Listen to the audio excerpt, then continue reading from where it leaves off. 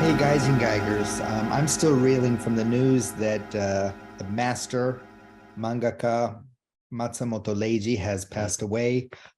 It was just 5 years ago that I gave a lecture that led into one of the most exciting encounters of my life. And I'm going to talk about it right here on Gaijinguy.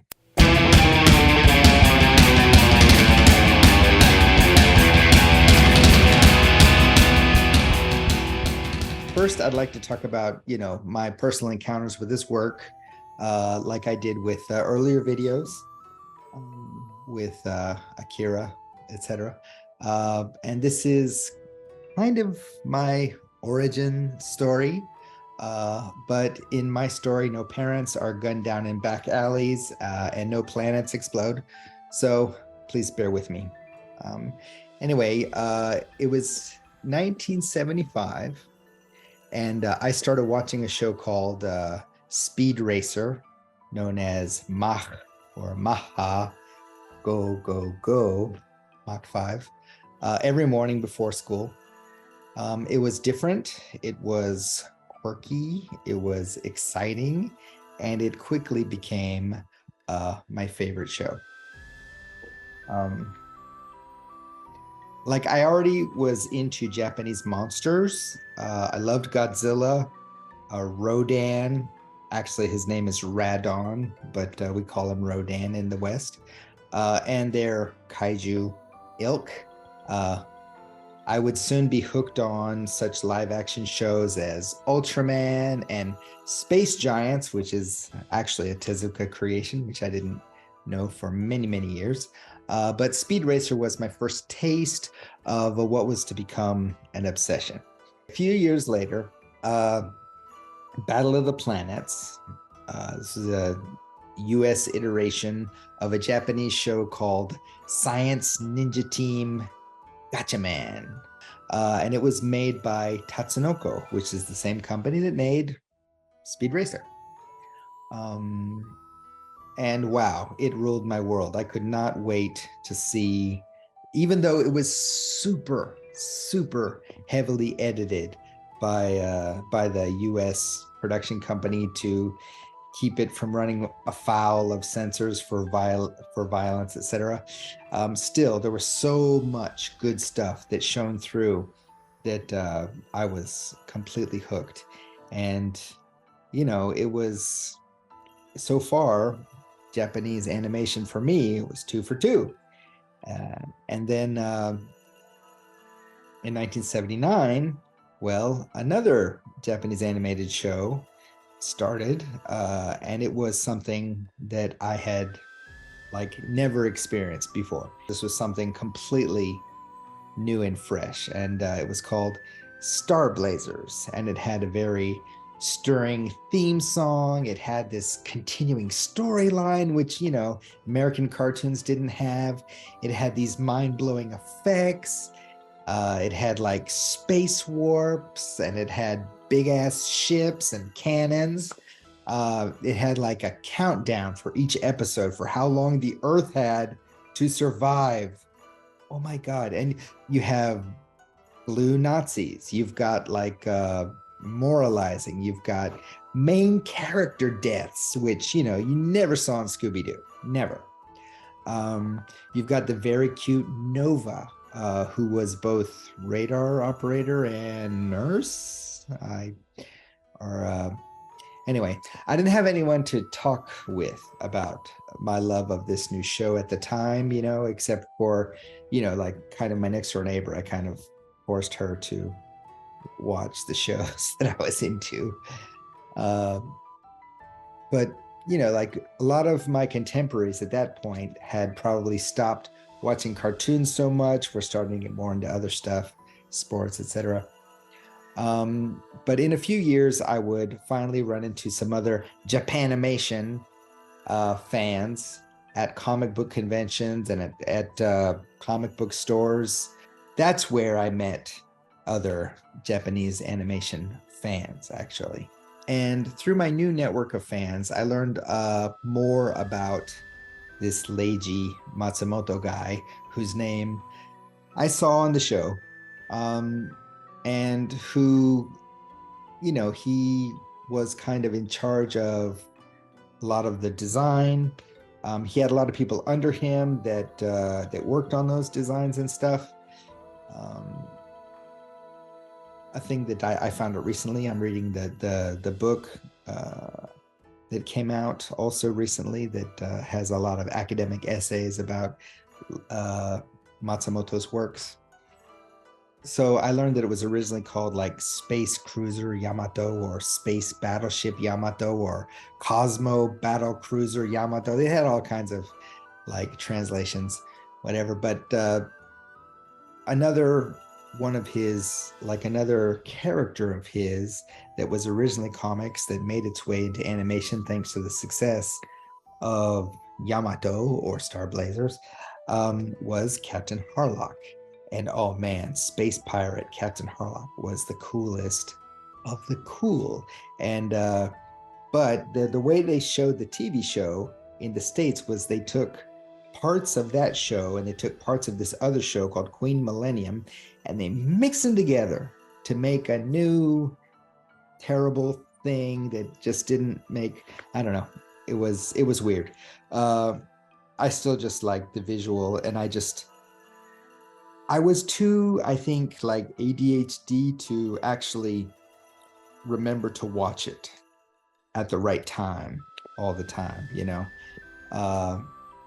but I knew that I thought that he was a really super cool character. And like Harlock is just like this cool as cucumber space pirate who like fights to free Earth from tyranny and bureaucracy. And I really like the characters, but like because of that, the weird editing and stuff, I just didn't get into the show that much. In the anime group that I was in, we watched like unsubtitled versions of the Yamato movies. My Japanese was still very, very limited at that point, so we just kind of conjectured as to what was happening. We eventually got like what do you call them, summaries of the stories from these anime conventions that were out in Dallas, which were like our Bible because we didn't know what was going on. We just kind of guessed. But around the age of 15, I started to getting into the comics, where I could read them at my own pace. Once I had the hiragana down, I could read full comic books, like tankobon. And I was able to pick up more kanji, etc., through that. And that was kind of my textbook. I only had about a year of Japanese in high school. It was a good course, very intensive, but this comic book reading, that kind of cemented it. I got into all kinds of Japanese content. So it's like I'd gone beyond just my interest in Yamato. I kind of left it behind. When Macross came out, I was more focused on I thought Macross was the shit. I mean, I thought it was great. I was into Urusei Yatsura. I got into other comics later, and when I got into college, etc., I was reading all kinds of different stuff, but I wasn't really reading the original Matsumoto stuff. That didn't happen until later. So let's fast forward. I'm living in Japan. It's like my first or second year in Japan. My good friend, Mr. Hige-san, okay, because he had this big old beard. He was about to get married, and he had to move a bunch of his stuff out of his parents' house, like get rid of it or move it out. And he said, well, basically, he wanted me to have his manga collections. And I was like, I will gladly accept. I didn't have any transportation, so I'm carrying by strings cutting through my fingers. I'm carrying these piles of manga tied together with very ouchy string. And I remember, of course I wanted to help him. But also I was like, salivating over these wonderful collections. I was so poor. I was getting my comics out of the garbage. Okay. You know, not really like garbage with trash, but like people would, on recycling day, they would leave their comics out on the stoop, and a poor gaijin like myself would, hey, anything interesting there? Takey. Not a legal thing. Not legal to actually do that. But I did not know that at the time.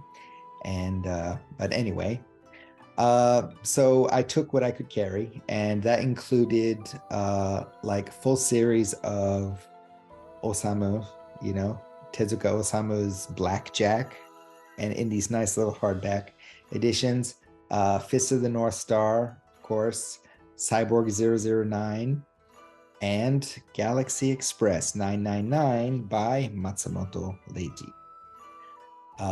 These were all these deluxe editions. They had kind of semi-hardback, you know, they were harder than paperback. But not quite like hard. So yeah, I brought it back to my teeny tiny apartment, and I jumped right into Fist of the North Star and Blackjack and loved it.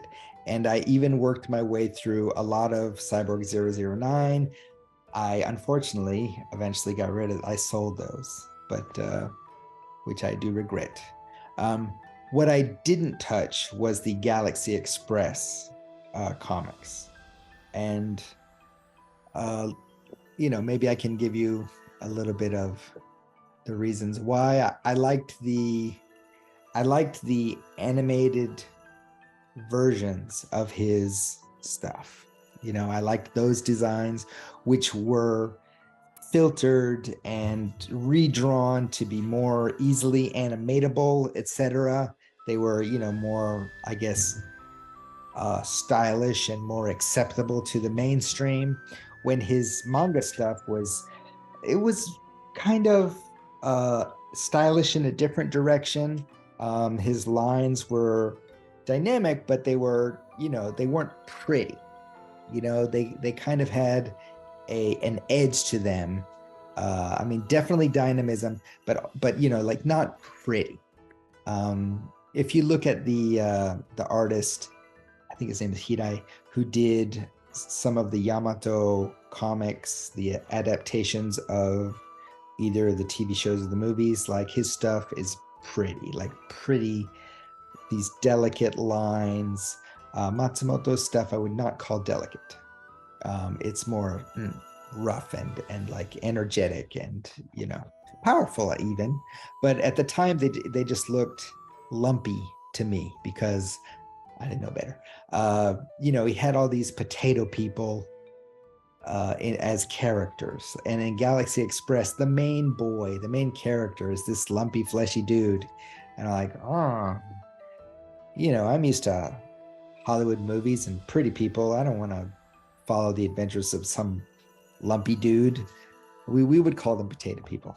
But yeah, they had these like short arms, short legs, little stumpy fingers. You know, these Vienna sausage type fingers. So, you know, but what happened was I got pneumonia and I got stuck in the hospital and I was bored. So I started to read it and I was hooked from the first chapter, just hooked out, like tears coming out of my eyes. You know, because the main character, the sweet little super poor potato kid Tetsuro, witnesses his widowed mom get killed by Count Mecha, right? And he's kind of saved by the mysterious, svelte, long-lashed Maytel. And Maytel gives him means for his revenge against the Count, who is this mechanical human hunter, hunts poor people for sport. And then he makes, you know, he gets his revenge and he makes swift work of the Count.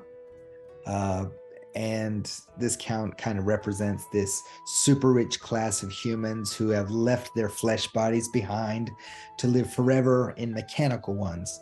And then Tetsuro is given by Mito this free pass on the Galaxy Express 999, which is a train that traverses the galaxy all the way to Andromeda. It looks like an old-fashioned steam locomotive, which is a theme we came across in Battleship, Space Battleship Yamato, because it's the battleship Yamato from World War II that's been repurposed as a spaceship. The whole story is he visits all these planets and ports in between Earth and Andromeda, and because he wants to get this mechanical body so that he can never feel like pain again, because he's already dealt with so much pain. He wants to be strong and be able to take care of himself and not be vulnerable to people like Count Mecha. So he was going to be hard as steel, never be hurt again. And that's kind of his reason for traveling to Andromeda. But overall, why did this series hit me so hard? This is basically, you have a boy, a pure-hearted boy, heart of gold, who somehow, though he has to make some really difficult moral decisions and ends up having to take some people's lives, still manages to keep his heart and his humanity untarnished. And everyone keeps telling him, that cold, hard universe is going to change you. And if you don't become cold and hard, just like the universe, it's going to eat you up. And, there are no easy answers for him, and there's consequences for what he does. But he still manages to love what is human about people. And he helps people rediscover their humanity and this kind of thing. And why did this affect me? Well, okay, so I traveled to this country called Japan, which you might be familiar with. And it's a country where custom and politeness often take the place of warmth and affection. And so I was told, you're never going to be Japanese. They're never going to accept you. I didn't want to be Japanese. I want to be myself. But yeah, it would be nice to be accepted. But I didn't feel that, I don't feel that Japan changed me. My experiences, of course, molded me to what I am today, but I also like to feel that I made a big difference in the lives of people around me. And then that's what Tetsuro did. The cold, hard universe did not change him. He grew and he evolved and he became a stronger, more confident being. But it's his humanity and his heart which ended up affecting the whole universe. That's pretty amazing story, right? And so that's kind of how I felt, because I wasn't trying to force people to understand me. I was just living and being myself and let people experience me. And the people that mattered to me, if they got me over time, that was pretty awesome. And the people who didn't matter to me, whether they got me or not, I could care less. So, believe it or not, I found a lot more people that I cared about that got me that didn't. So, in that way, I feel like I've made kind of my own little ripples here in my chosen home. So let's look at Matsumoto. Before, what I want to do today, I really want to get to this lecture that I did 5 years ago, the one that led me to this big thing. But before that, let's talk a little bit about the history of Mr. Matsumoto. So he basically started in girls' comics. That's where he really made his name.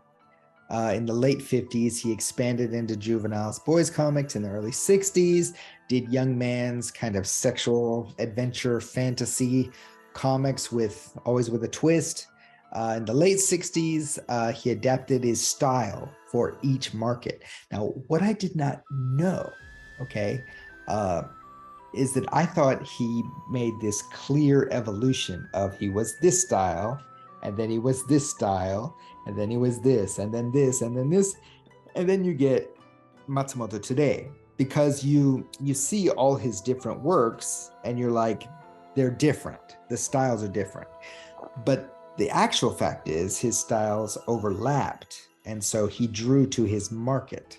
But every time he picked up a new market or picked up a new magazine, and he would develop his style for that magazine, it kind of informed his whole overall style. Eventually he gets to like, this is my style and this is the style I work in. But obviously, like when he draws cutesy animals, you can still see the cutesy animal style that he developed way back when, even more than his art, which is amazing. I think, it's like, I really love just his characters, his stories, his messages, it's like, what's inside those characters? Once I started to appreciate his art more and really got into his stories, man, I was addicted. I read every dang thing. What you can see in his stories, clearly anti-war messages, very clear. At the same time, fetishism for the tools of war. He likes the mechanics. He likes he likes the ships. He likes the planes. He likes the guns. So, he's very much like a boy excited about his toys, but at the same time, understood the horrors of war and the banality of evil, as it's been called. Like his bureaucratic type characters, they're always in it just for a buck, or it's he did humanize his enemies sometimes, like the enemies, the bad guys, and the characters, which is something which today is kind of a dangerous thing. If you humanize them, like, oh, you're pro-Nazi, eh? Which is not what that is. It's like, I think you shouldn't forget that these normal people did these horrible things. Humans, they are humans, and they did these horrible things. I think we should very much keep that in mind. Otherwise, we stop realizing that that's a possibility, that it can happen again. He often demonized the people who chose war for profit, or hid behind this bureaucratic bullshit. His women are mostly beautiful, and are often sacrificed on the altar of convenient plot device, but they can also be complex, highly principled, highly knowledgeable, highly skilled, these super women with interesting flaws. His men can be these lanky John Wayne frontiersman types, or soft lumpy city boys, and either can be strong and loyal, or selfish weenies, or all have flaws. There's no perfect characters.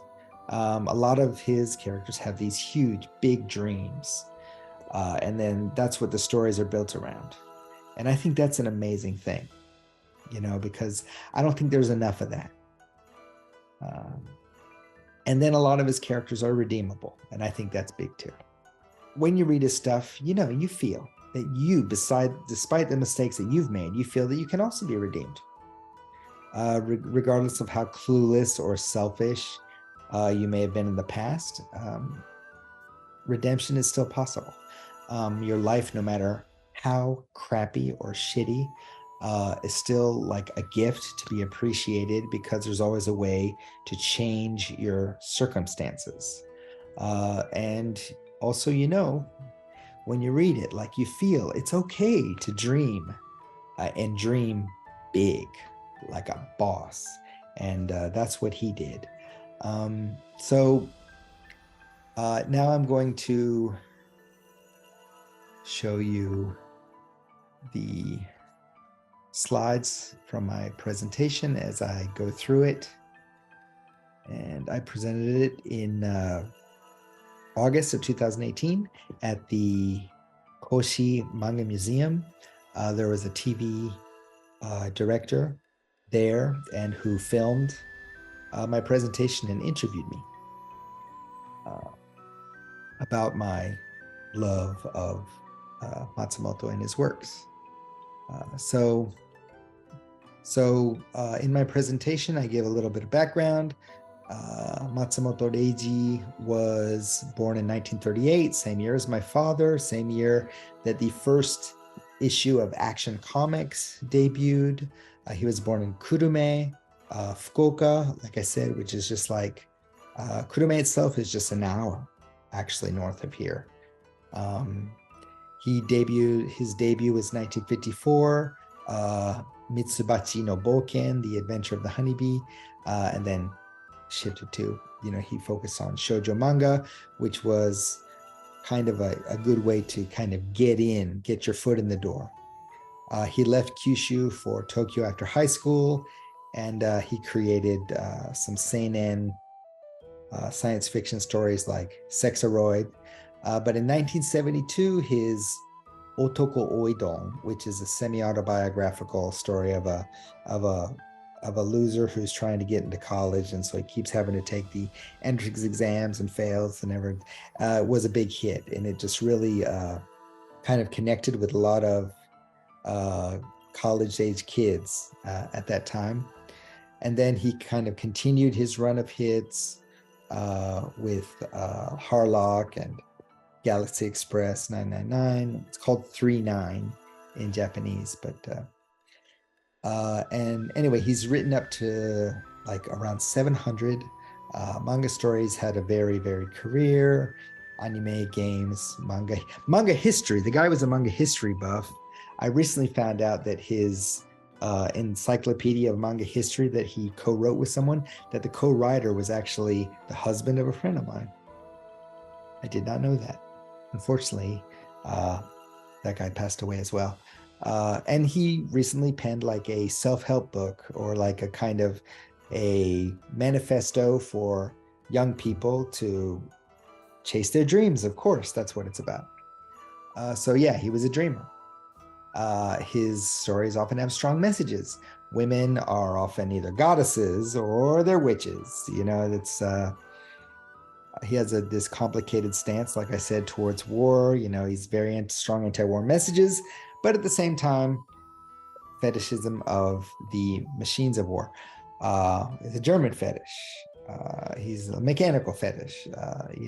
Comics collector, historian, which I mentioned. His wife, Mia Makiko, who I have mentioned, I think, a couple times in the past on Gaijinguy videos. Also a manga artist. She designed the Rika-chan doll face, basically the Japanese Barbie. And I kind of had a question, because as long as I've been in Japan, there have always been these art shows where they sell these incredibly expensive prints signed by Matsumoto, right? And they seemed very cash grabby. And I was like wondering what he's saving all this money for. And so I think I answered that question, and I will talk about that too. Let's talk about the evolution of Matsumoto as an artist. So 1954, he wins a New Talent Award from Manga Shonen. And yeah, he was 15 years old. with the Honeybee Adventures. You can see a very strong Disney slash Tezuka type style. It also kind of reminds one of the early Japanese animation, like one of the first animated feature films in Japan, which was about like a bee and a spider, I think. And then you have the girls comics with the big old eyes and the star in the middle. That was kind of a trademark of his. I really feel like he got a lot from his wife, and they were like in these amateur circles, as they're called, clubs, and they made fanzines, you know. I think a lot of people would be surprised how many professional comic artists started making fanzines. It's a legitimate step. And as you can see in this slide, there's definitely a, you know, the on the right is his future wife's work, and you can see that he was definitely got some inspiration from her. I think like the artists he liked, he would kind of pull stuff from them and make it his own. You've got he's playing with the sound effects. He's got that pointillist kind of thing going on that later he develops into much more. So that's pretty early on. He definitely like wanted to do science fiction stuff. So we got some of his early stuff here. You can see his cityscapes way early on. He's already starting to get that space art look, which is pretty hard to copy, actually. You know, he's quite good at it. You got his funny animal stuff, and oh, they're so cute. But you can't exactly say that they are Disney anymore. You know, that it's kind of his. He's found his own specific look of the funny animals, and of course you have his cat. He always names his cat Mi, so like Mi-kun, right? And there's been several Mi-kuns throughout his life, and he drew a couple different comics based on his cats. Mi-kun, it's always shown, you know, with the stripes. I was really happy when I was walking in Kitakyushu with my friend Jim, and they had all these manhole covers based on Matsumoto works, and I was very happy that they had included Mi-kun as one of them. And then you get into the seinen stuff, where I definitely see influence of Monkey Punch.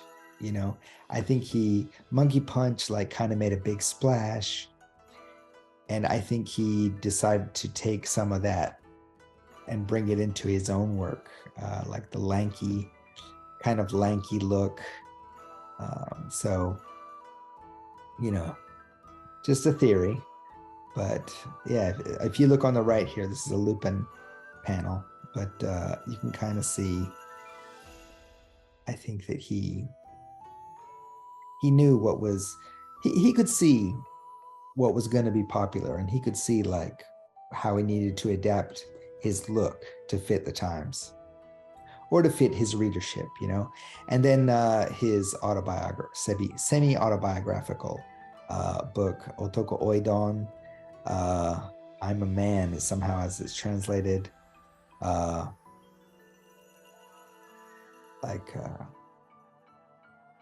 the signature briefs here shown in the cover with the blue and white stripes is so funny.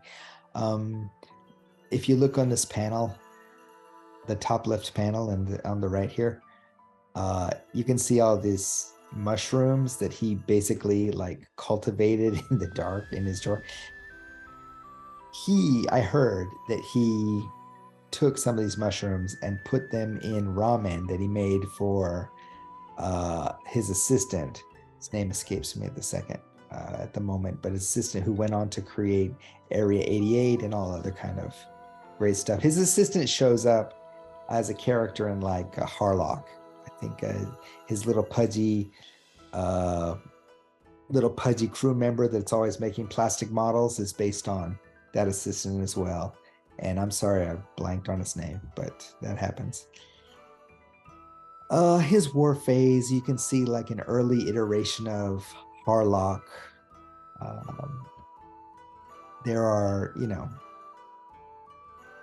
a couple different Harlocks in his series. He likes to tie, he like has his Tochiro or Oyama Tochiro characters, which is Harlock's best friend, and his Harlock characters. They're often working together and doing stuff. And then here's his comic version of Yamato. And apparently, I'm not the guy to ask about this. I'm not the expert on Yamato. But there was all kinds of conflict apparently between him and the producer or director Nishizaki. And so in his comic version, he basically they don't succeed and the earth is destroyed. So it's, you know, apparently did that. He was pissed off. I heard all kinds of different stories. I heard a story where one time Matsumoto was so convinced that Nishizaki had come to kill him that he'd brought a gun to his house, and that if he'd answered the door, that he would have been shot. This is not something I heard. Like, this is something I heard from a former assistant. So I don't know how much truth is in there. You know, I just tell you what I heard. Galaxy Express, you can see Matel at the beginning. She's a lot younger looking than she looks in later iterations, but this is probably one of my favorite manga series of all time. And I think it's about time that I went for a reread. You know what? I've tried to watch the animated version and I still just like the manga better. That's just me. I'm a manga guy more than an anime guy. But yeah, you can see how she's kind of evolved over time. You know, she was cutesy cutesy and then she became more pretty, but always mysterious. So like I said, you can see how what this is trying to show is that each step of his evolution, each type of manga he created added to what would eventually become his final style. And he was always trying new stuff and new styles, and his style would be pretty consistent within that genre. But then he would move to a new genre, bring stuff from the last genre they'd worked on and kind of add it into the mix until it became even more. I mean, that's what you call a true master, because he just had so much to bring to the page. I want to jump from here. I'm going to tell you about this wonderful thing that happened after I gave this lecture.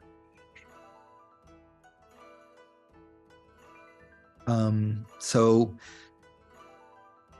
I got a call from the TV director. He says he wants to interview me some more, and can he come to my house? And he came to my house, and I showed him my collection of Matsumoto comics, and I told him about one character in his series called Islander. There's a character who wants to become a comic artist, but making comics is illegal. In fact, a whole planet is destroyed when they hear the sound of a pen scratching on paper. They're just like, we'll just blow the whole planet up just in case, because it's too hard to find the actual artist. He's secretly like this guy, he's making this comics. His comics are about a cat, by the way. It's Mikun, the cat. And he brings it to this underground publisher, and the underground publisher takes out his pages and he says, wow, did you love your cat? Because, you know, I can't, like, these are horrible. These are horrible. So, you know, your poor cat being, you know, he's really getting dissed, but he's like, you know, but you're making comics, and and I think I can teach you. You've got room to grow. But immediately the publisher is attacked. He is able to recover his manuscript and sneaks away on the ship. And there's a whole scene where the captain of the ship says, I'm going to read your comic. Like, I haven't seen one of these in decades. Like a comic actually made by human hands. Wow. I haven't seen. So I'm going to give it a read. And I'm going to give it a read, he says. So he gives it a read and he says, he's crying. And he says, you know what? It's not the best comic in the world, but it's, like I can feel something coming through the pages here. And unfortunately, this story never got its own conclusion because the magazine it was in was canceled. But in the story, like I remember when the publisher meets the kid, she grabs his hand and it says, all right, show me your finger. And like she checks to see if he has this bump, as you can see I've got there. And he checks to see, he's like, oh yeah, you've worked hard. You've worked hard to develop your craft. So that's kind of his badge, showing that he's paid some dues, so that kind of, I talked about that. And we finished the interview. And he says, well, by the way, Matsumoto's going to come to Kumamoto because of the exhibition. The TV network is a sponsor of the exhibition. That's why he's doing these interviews and things. So the director asked me, like, Matsumoto's coming to town for this exhibition. Is there any questions that I would have for him, etc.? And so, like, I did ask him. I said, well, here's some questions that I'd like to ask. And he says, all right, well, we'll see if we can get those asked. And I was like, okay, great. Then calls me again. And he says, actually, maybe, it's not 100%, you might get to meet him.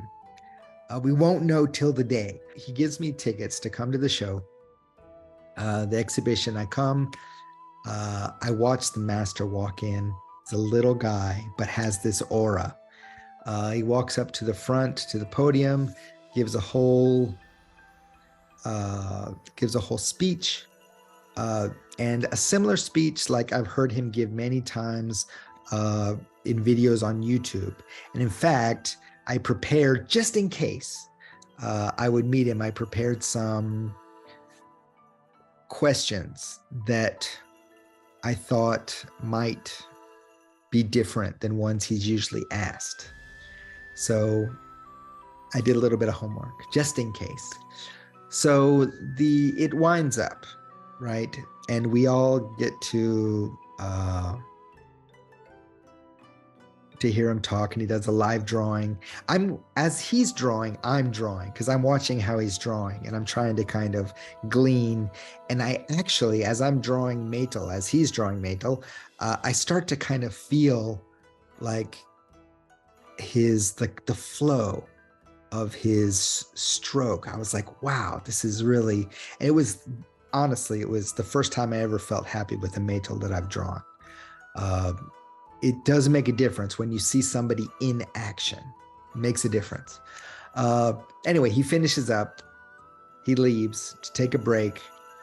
The director gives me like a go ahead. I'm like, oh, okay, this is it. And rushes me through the museum, through the back channels to get to this room. And I sit, and he comes in, and honestly, like, I don't even remember the first thing I said to him, but I was introduced. I told him,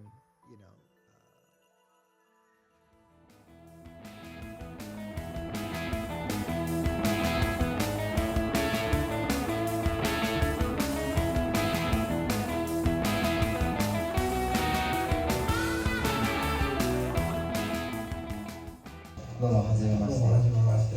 石川島のパトリックです。はい、どうもよろしくお願いします。いや、すごく光栄です。好きな西部劇漫画ってあるんですか？漫画はやっぱり映画は好きだったですね。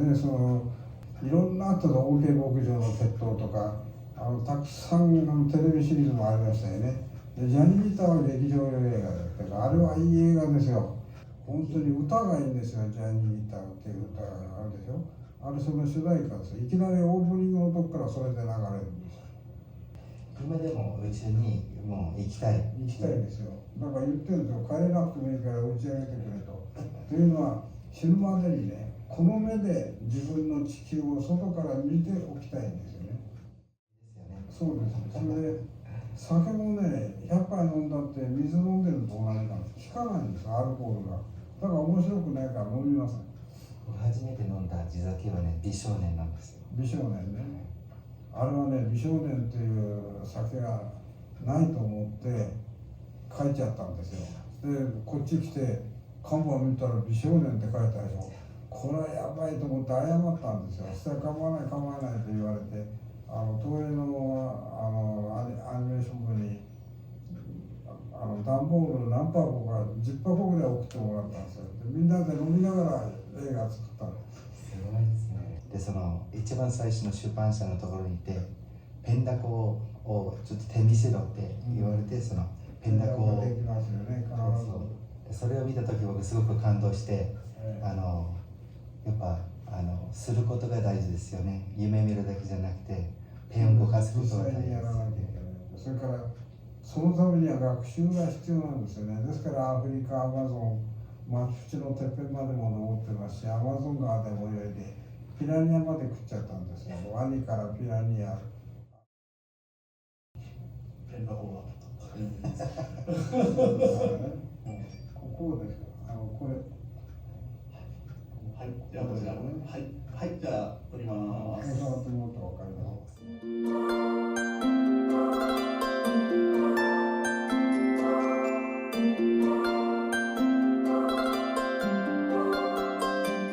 So, what did you think? Pretty amazing experience for me. I hope you enjoyed it.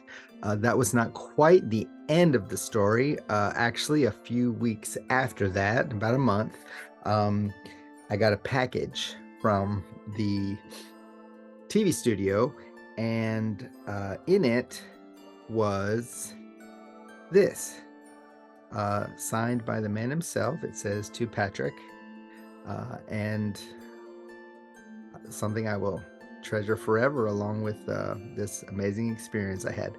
Thank you for coming with me on this journey that I started so many years ago. And I'm so glad I finally was able to share this story with you guys. I've been kind of keeping it for unknown reasons, but this seems like as good a time as any. And so, rest in peace, Matsumoto-sensei. And I hope you finally, somewhere up there, got to see the earth with your own eyes. See you in the funny papers.